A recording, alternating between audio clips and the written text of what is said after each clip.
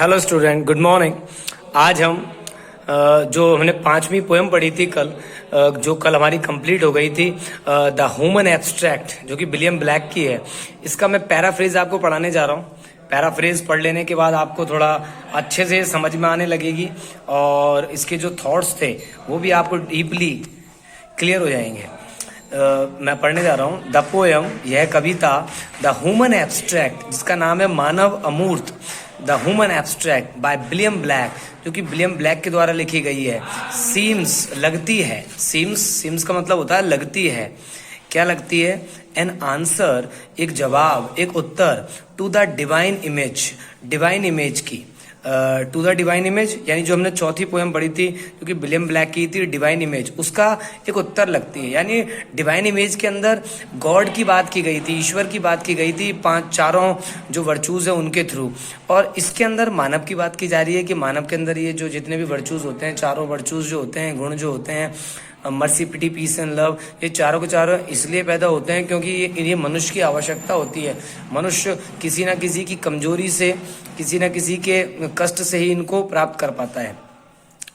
दोबारा पढ़ रहा हूं मैं द पोएम, यह कविता द ह्यूमन एब्स्ट्रैक्ट, मानव अमूर्त, बाय विलियम ब्लैक, जो कि विलियम ब्लैक के द्वारा लिखी गई है। सीम्स, लगती है, एन आंसर, एक प्रत्युत्तर, एक उत्तर लगती है। ऐसा लगता है कवि ने ये एक उत्तर के रूप में लिखी है to the divine image, divine image नाम की कविता के लिए। द कंटेंट, जो विषय वस्तु है, ऑफ द पोएम, कविता का जो चौथी पोएम थी जिसका नाम था द डिवाइन इमेज, इस कविता की जो विषय वस्तु है, इज ह्यूमन सोल, वो है मानव की आत्मा, and that of the human abstract, और जो द ह्यूमन एब्स्ट्रैक्ट जो हम पांचवी पोएम पढ़ रहे हैं, इसकी जो विषय वस्तु है वो है ह्यूमन बींग्स बिहेवियर, वो है मानव का व्यवहार। यानी चौथी पोएम डिवाइन इमेज, डिवाइन मतलब दिव्य होता है, यानी इसमें मानव की आत्मा की बात थी, और पांचवी पोएम द ह्यूमन एब्स्ट्रैक्ट में मनुष्य के व्यवहार की बात की गई है। द पोएम, ये जो कविता है द ह्यूमन एब्स्ट्रैक्ट, मानव अमूर्त, इज ए क्लोजर एनालिसिस, ये एक निकट विश्लेषण है, एक बहुत घनिष्ठ या बहुत क्लोजली, बहुत सूक्ष्मता से विश्लेषण किया गया है ऑफ द फोर वर्चूज। इस पोएम के अंदर, द ह्यूमन एब्स्ट्रैक्ट के अंदर मानव के जो चार वर्चूज बताए गए हैं, वर्चूज यानी होता है गुण, यानी कि mercy, pity, peace and love, इन चारों गुणों की एक सूक्ष्म विवेचना की गई है, बहुत बारीकी से इनका विश्लेषण किया गया है। दीज वर्चूज, ये जो वर्चूज हैं, ये जो गुण हैं, कॉन्स्टिट्यूट, निर्मित, इनसे निर्मित होते हैं। कौन कौन निर्मित होते हैं? बोथ, दोनों, मैन एंड गॉड, इंसान और ईश्वर दोनों ही इन गुणों से मिलकर बने हैं। द पोएट, कवि, आर्ग्यूज दैट, तर्क देता है, दैट की पिटी, जो दया है, कुड नॉट एग्जिस्ट, वो उसका अस्तित्व भी नहीं हो सकता। दया जो है कुड नॉट एग्जिस्ट, उसका अस्तित्व नहीं हो सकता विदाउट पॉवर्टी, बिना किसी गरीबी के। यदि गरीबी नहीं है तो दया का कोई अस्तित्व भी नहीं होगा, क्योंकि गरीब के ऊपर ही हमको दया आती है। मर्सी, और कभी आगे कहता है कि मर्सी जो है वुड नॉट बी, वो नहीं होगी, नेसेसरी, आवश्यक, यानी मर्सी की, करुणा की हमें कोई आवश्यकता ही नहीं है। इफ, यदि, एवरीवन वॉज हैप्पी, यदि प्रत्येक व्यक्ति हैप्पी है, प्रसन्न है। द सोर्स ऑफ पीस, जो सोर्स है, जो स्रोत है, ऑफ पीस, शांति का, जो शांति का स्रोत है, इज फियर, वो है भय। यानी शांति जो है वो उत्पन्न कहाँ से होती है? भय के कारण उत्पन्न होती है। विच गिव्स, और ये जो शांति है, विच गिव्स, जो कि देती है, राइज, उत्थान देती है, इससे इसे उत्पन्न होता है, ओनली टू सेल्फिश लव, यानी शांति जो होती है, जो भय से उत्पन्न होती है, उसका परिणाम एक ही होता है कि उससे स्वार्थी प्रेम की उत्पत्ति होती है। In the divine image, Divya छवि, इस कविता में ह्यूमन बीइंग इज डिपिक्टेड, मानव को दिखाया गया है, as an effigy, effigy underline करें आप, एफिजी का मतलब होता है पुतला, एक पुतले के रूप में दिखाया गया है, और बैड वर्चूज, बुरे गुणों का। यानी इस पोएम के अंदर, ह्यूमन डिवाइन इमेज पोएम के अंदर मानव को दिखाया गया है, चित्रित किया गया है एक बुरे गुणों के पुतले के रूप में। मैन, इसीलिए मैन, मनुष्य को नीड्स होती है, आवश्यकता होती है, टू डेवलप, विकसित करने की, गुड वर्चूज, अच्छे गुणों को, in order to be good, अच्छा बनने के लिए, इन ऑर्डर टू बी, होने के लिए, इन ऑर्डर टू मतलब के लिए, in order to be good, अच्छा बनने के लिए। ही कैन अटेन, मानव अटेन कर सकता है, प्राप्त कर सकता है, द लेवल, लेवल को प्राप्त कर सकता है, किसको प्राप्त कर सकता है? लेवल को, स्तर को, लाइक गॉड। यदि इंसान ईश्वर के जैसे लेवल को प्राप्त करना चाहता है तो वो कब कर सकता है ऐसा? इफ, यदि ही डेवलप्स, यदि वो विकसित करता है ऑल दीज वर्चूज, इन सभी गुणों को, इन हिम, उसमें। यदि मानव इन सभी गुणों को यानी mercy, pity, peace and love, इन चारों गुणों को अपने अंदर डेवलप करता है तो वो ईश्वर के समतुल्य हो सकता है। इन द ह्यूमन एब्स्ट्रैक्ट, इस पोएम के अंदर द मैन इज डिपिक्टेड, जबकि इस पोएम के अंदर जो पोएम है द ह्यूमन एब्स्ट्रैक्ट, इस पोएम के अंदर इंसान को डिपिक्टेड किया गया है, चित्रित किया गया है इन अ डिफरेंट वे, एक अलग तरीके से। द पोएम, ये जो कविता है, स्टेट्स दैट, बताती है कि, स्टेट्स दैट, ये बताती है कि ह्यूमंस, मानव, कैन ओनली हैव, मानव केवल रख सकता है दीज क्वालिटीज, इन गुणों को। यानी 5वीं पोएम में बताया गया ये गुण होते तो अच्छे हैं, ईश्वर तुल्य या बना देते हैं मनुष्य को, लेकिन ये गुण मानव केवल रख सकता है तभी, थ्रू द पुवर्टी, गरीबी के द्वारा, एंड अनहैप्पीनेस ऑफ अदर्स, और दूसरों की अप्रसन्नता के द्वारा, दूसरों के दुख के द्वारा, दूसरों की गरीबी के द्वारा ही मनुष्य इस प्रकार के गुण रख सकता है। मैनकाइंड, मानव जाति, कैन नॉट रेसिस्ट, विरोध नहीं कर सकती, सह नहीं सकती, द अर्ज, प्रेरणा को, टू लाई, झूठ बोलने की, अर्थात मानव जाति विरोध ही नहीं कर सकती, रेजिस्ट नहीं कर सकती, जो उनके अंदर एक प्रेरणा उठती है, जो एक ललक उठती है, इंसान के अंदर झूठ बोलने की ललक होती है, वो खत्म नहीं हो सकती, उसका विरोध नहीं कर सकता मानव। एंड चीट, और धोखा देने के, अर्थात धोखा देना, लोगों से को छलना, ये मनुष्य की एक बहुत ही बुरी प्रवृत्ति है जिसको मनुष्य छोड़ नहीं सकता।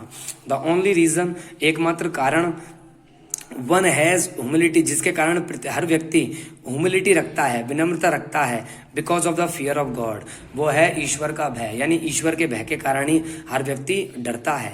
इन अदर वर्ड्स, अन्य शब्दों में, व्हेन, जब, ह्यूमन सोल, जब मानव की आत्मा, इज फुल ऑफ मर्सी, जब मानव की आत्मा इज होती है फुल ऑफ मर्सी, करुणा से भरी हुई, पिटी, पीस से भरी, दया से भरी हुई, पीस, शांति से भरी हुई, एंड लव, और प्रेम से भरी हुई, तब ही एक व्यक्ति, ही लिव्स, तब वो जीता है, अ गॉडली लाइफ, एक दिव्य जीवन, ऐसा व्यक्ति एक दिव्य जीवन जीता है।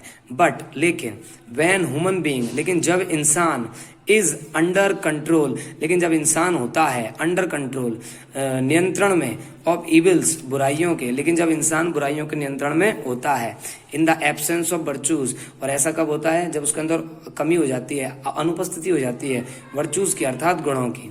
ही इज सराउंडेड, तो ऐसी स्थिति में वो सराउंडेड हो जाता है, घिर जाता है, by bad aspects of life, बुरे पहलुओं से, ऑफ लाइफ, जीवन के, अर्थात जब व्यक्ति को बुराइयां घेर लेती है, जब वो बुराइयों के प्रभाव में आ जाता है तो उसको कई बुरे पक्ष जीवन के घेर लेते हैं।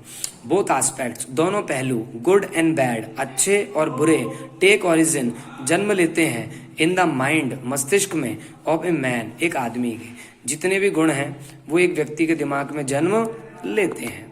किस व्यक्ति के दिमाग में जन्म लेते हैं? एक साधारण से व्यक्ति के दिमाग में जन्म लेते हैं। सो इसीलिए, दे बोथ, इसलिए इस प्रकार ये जो दोनों गुण हैं, ये चारों गुण जो हैं, बोथ, वर्क, दोनों काम करते हैं in an average human being, इस प्रकार दे बोथ, यानी कि अच्छे गुण हो या बुरे गुण हो, ये दोनों ही गुण एक सामान्य औसतन व्यक्ति के जीवन में, के मस्तिष्क में ही काम करते हैं, उसके जीवन बड़ी महत्वपूर्ण भूमिका निभाते हैं।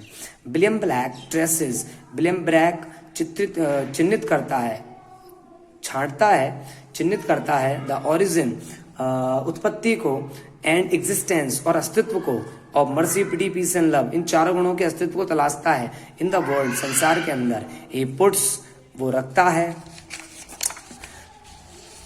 ही पुट्स, वो रखता है, फॉरवर्ड, आगे, द आइडिया, वह विचार, दैट, की, देयर इज गुडनेस, की अच्छाई होती है, इन द वर्ल्ड, संसार में।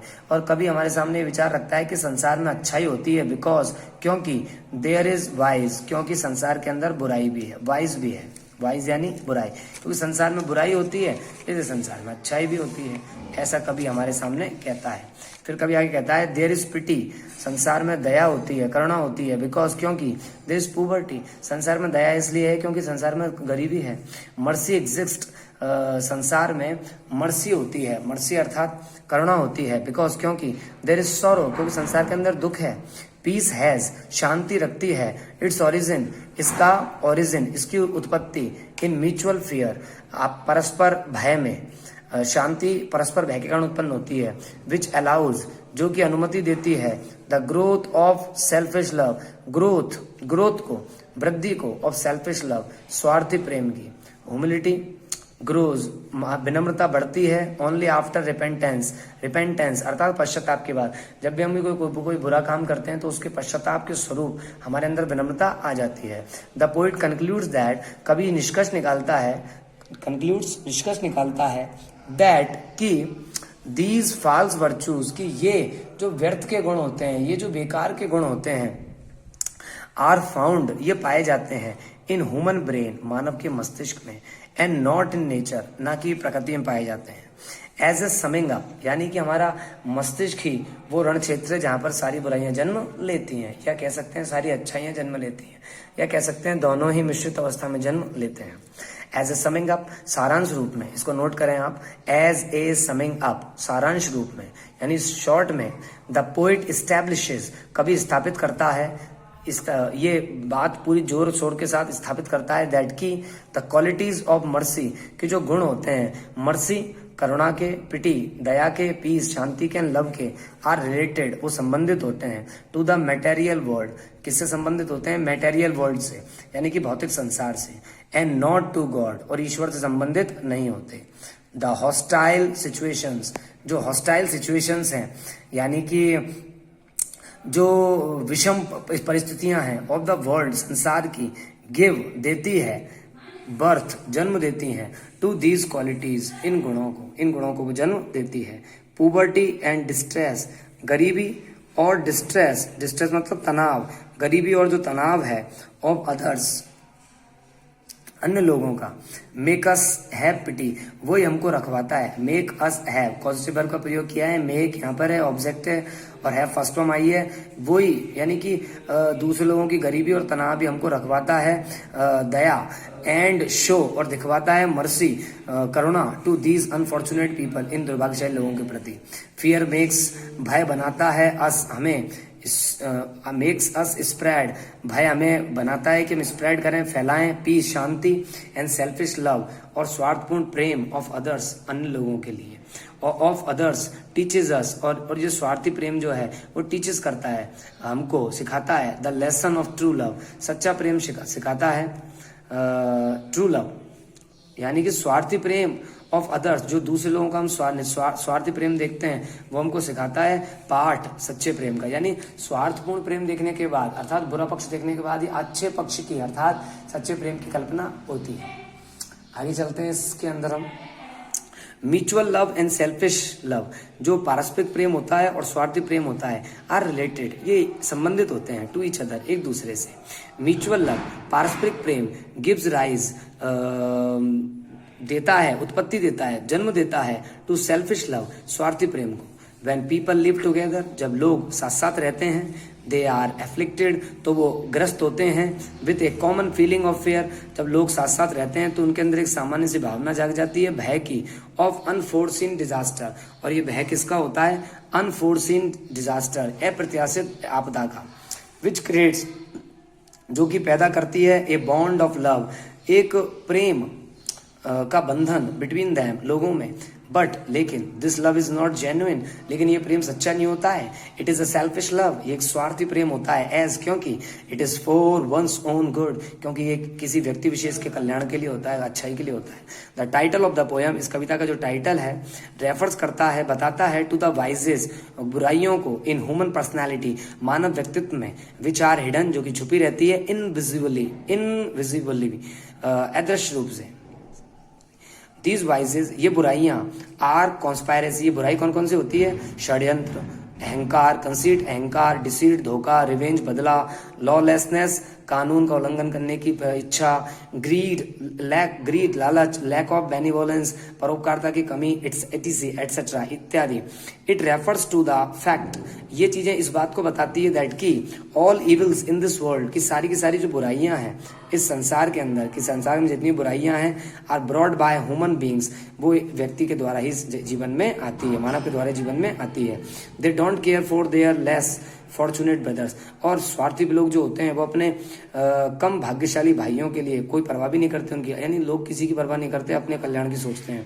Hair it is notable that, यहाँ पर ये सोचनीय बात है, एक नोट करने वाली बात है कि these are some god there are some god gifted virtues, कि कुछ गॉड गिफ्टेड वर्चूज भी होते हैं, यानी ईश्वर प्रदत्त गुण भी होते हैं, and some gloomy aspect of life, और कुछ ग्लूमी एस्पेक्ट निराशामय पक्ष भी होता है जीवन का, कुछ ऐसे पक्ष भी होते हैं जो बड़े निराशामय होते हैं।